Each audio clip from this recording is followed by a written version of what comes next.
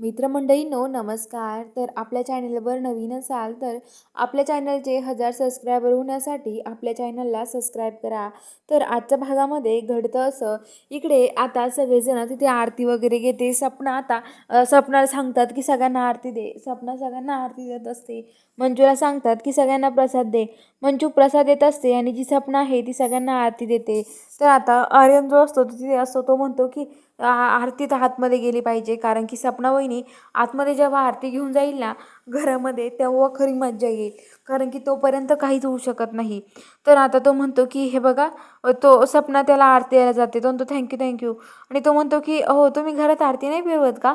सगळ्या घरात आरती फिरवा ना.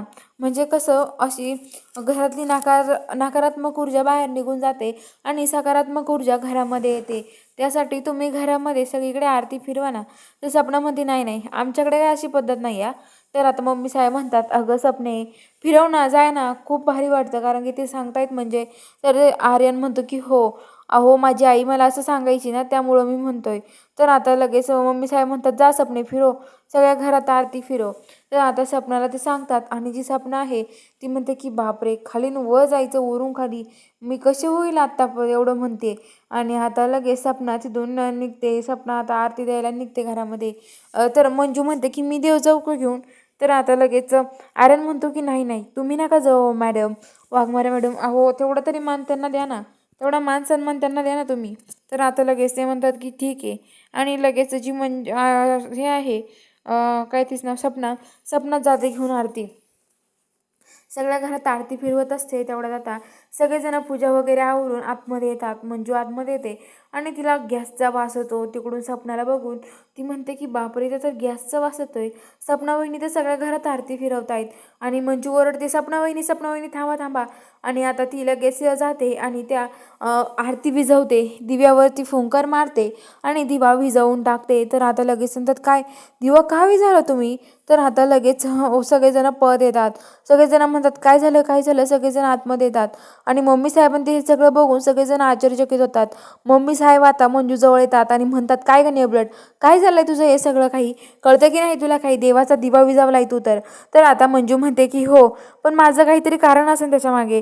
तर आता थांबा ना, ऐकून घ्या ना माझं. तर मम्मी साहेब खूप ओरडतात.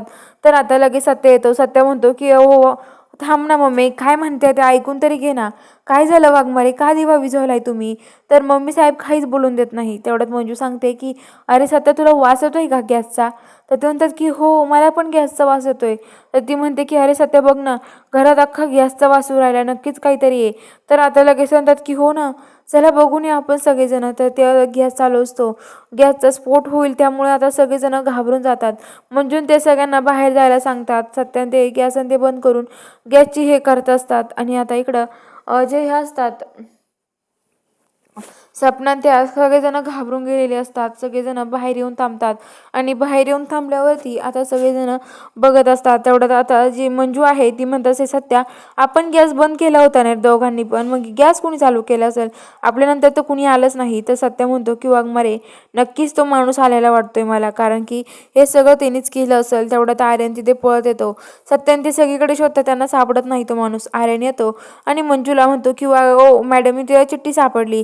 मंजू म्हणते काय चिठ्ठी? मंजू बघते. मंजू म्हणते अरे सत्याच्यात लिहिलंय, मी घरात येण्याचा दुसरा प्लॅन केला, मला तुला तुझ्या घरातले संपवायचे होते, पण मंजू तू सगळ्यांना वाचवलंस, असं त्या चिठ्ठीवर लिहिलं असतं. सत्य म्हणतो काय वाघमारे हे सगळं, अहो काय करायचं आपण ह्या माणसाचं? तर आता ते म्हणते, मंजू म्हणते की चल सत्या.